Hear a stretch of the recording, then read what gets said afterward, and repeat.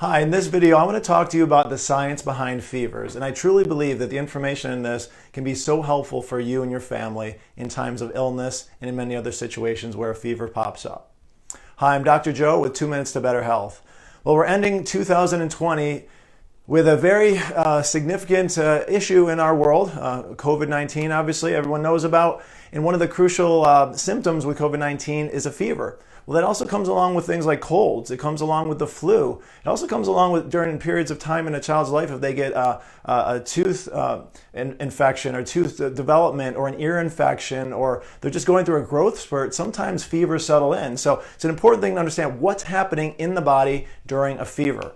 All right, so understanding the role during infection, first of all. So in an infection, the body is trying to do something to get the pathogen out of there. So it's releasing ionized calcium. We've talked a lot about calcium recently. We talked about that wave of calcium that goes towards the front line of defense to help fight off any infection. So it actually helps to release ionized calcium from the bone tissue during a fever. This is crucial to understand. If your body is at 97 to 98.6 degrees normally, and you have an infection, your body will try to heat up and it will try to ionize calcium and other minerals, of course, out of the bone to send it into the bloodstream to then go after the pathogen, whether it's a virus or a bacteria, to try to help the nervous system and the immune system to know what to attack. So that's crucial. Think about it if you were boiling some soup and you put some bone in there to make some stock, you would heat it up and it would draw the minerals out of that bone to put into the broth. Well, that's exactly what the body's trying to do, is to heat up only long enough to get the calcium out of the tissue into the bloodstream. It also mobilizes the white blood cells. That's crucial because that's actually what the immune system is. So the heating up of the body does that. Decreases the effects of endotoxins, or the bad things that are produced by the viruses and the bacteria. So it actually helps to neutralize that effect and causing less discomfort in the body. It increases the growth of T cells, which is part of your immune system as well. And lastly, it reduces pathogen replication. So whether it's a virus or a bacteria, those tend to favor an environment that are closer to our normal body temperature. So as that elevates, the body is actually trying to suppress the growth of that.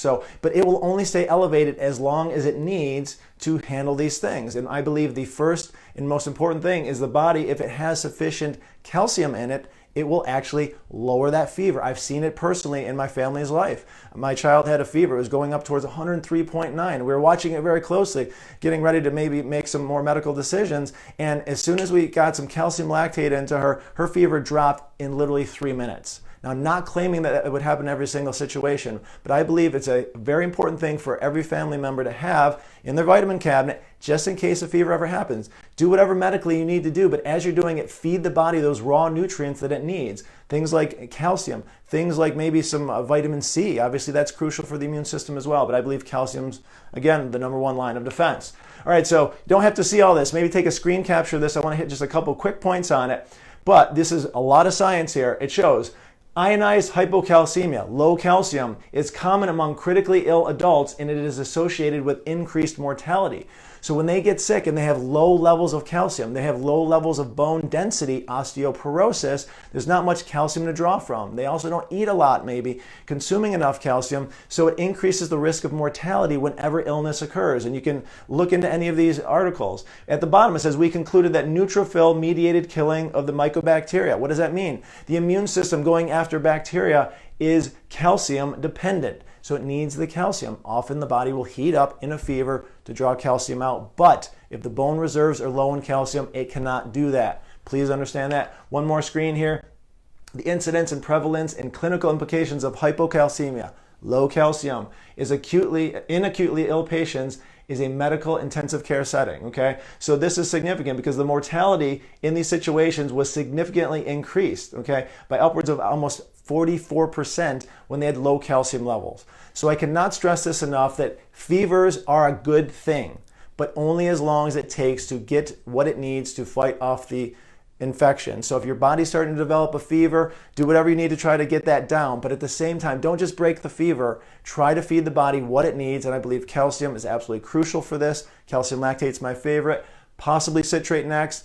If it's calcium carbonate, throw it out. Don't use it. It will not help, okay? Drink a lot of water, especially if it's mineral water, because there's a lot of calcium in that. Seek medical attention if needed, of course, okay? But thanks for watching this. This is one of my favorite topics to talk about. I've seen it with so many parents over the years to help their children to deal with the discomfort of a fever so much better, and obviously as adults as well. So as we're ending 2020, thank you for watching our 2 minutes, often turned much longer than 2 minutes to better health videos. Please continue to share these with friends and family, and please leave in the comment section below what you would like to hear about in 2021. We're going to be talking a lot about toxicity in the next month because it is going to be Toxicity Awareness Month. So please stay tuned. I look forward to that. It's a topic I love. I believe that people could better understand what they're doing in their environments to make themselves and their families healthier. So thanks again for your time today. Look forward to seeing you in 2021. Have a very blessed day and a happy New Year's.